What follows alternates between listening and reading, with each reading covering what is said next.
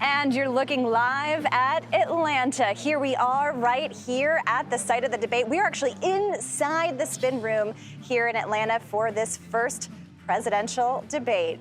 And ahead of that debate, we are now joined by Quentin Fulks. He's the principal deputy campaign manager for the Biden campaign. Quentin, good to see you. Thanks for being here. So we're here in the battleground state of Georgia. You have a connection to Georgia. You ran now Senator Warnock's Senate campaign and that successful runoff that we all watched. As it stands now, do you think Biden will win Georgia? Absolutely.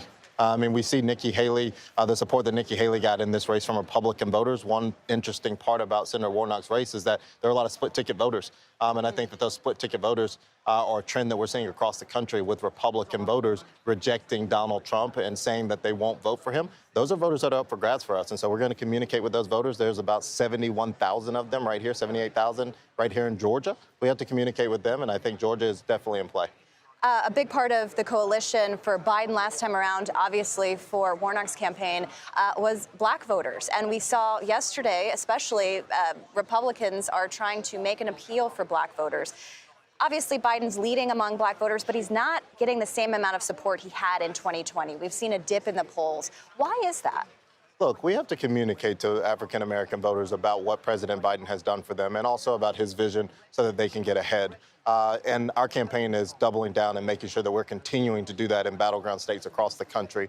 Meanwhile, on the other side, I think just as importantly is also calling out Donald Trump for the racist dog whistles and the things that he says about African-American voters. I believe he had an event here, or his campaign had an event where he was saying that black men resonate with him because he's a felon and because of his mugshot. I don't know many black men who wake up wanting to be a felon or want to relate to Donald Trump because he's a felon. I think black men are looking for economic opportunity, upward mobility, ability to provide for their families. And Donald Trump continues to show his hand when it comes to the African-American community by saying dumb things like that. And so we're going to call out both of those while at the same time talking about what President Biden wants to accomplish. I want to ask you about those convictions of Donald Trump, those 34 felony convictions. We've seen the campaign actually lean into that a little bit more. But I'm wondering where you sense there is movement among the electorate on that issue, because we've seen on the other side, on the Trump campaign, they've raised a lot of money off of it. They've consolidated essentially the Republican Party base after those convictions. So where do you sense any movement, if at all?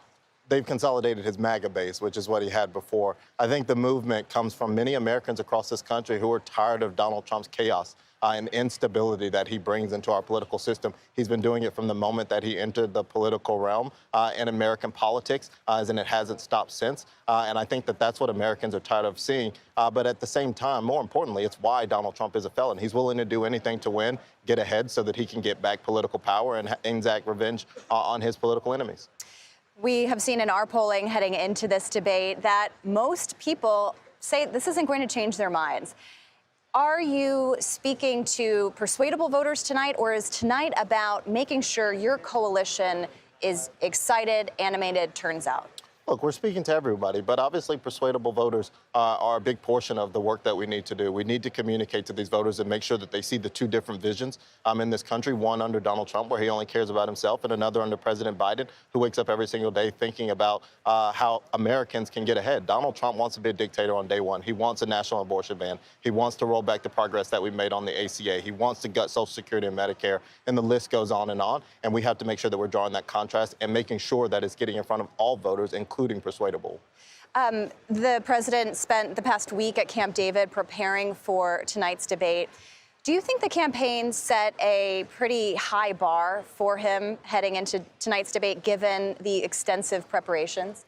Look, I mean, President Biden has beaten Donald Trump twice. I think that President Biden is going to get on the stage and be authentic.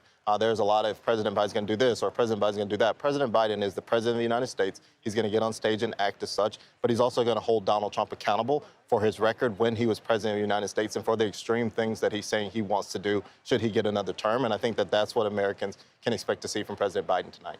We're also hearing from voters that they are looking at the performance of both candidates. They kind of know what the policies are. They know these two candidates really well. Obviously, there is a lot of focus on Biden and his performance tonight. How is the campaign thinking about that aspect of the debate?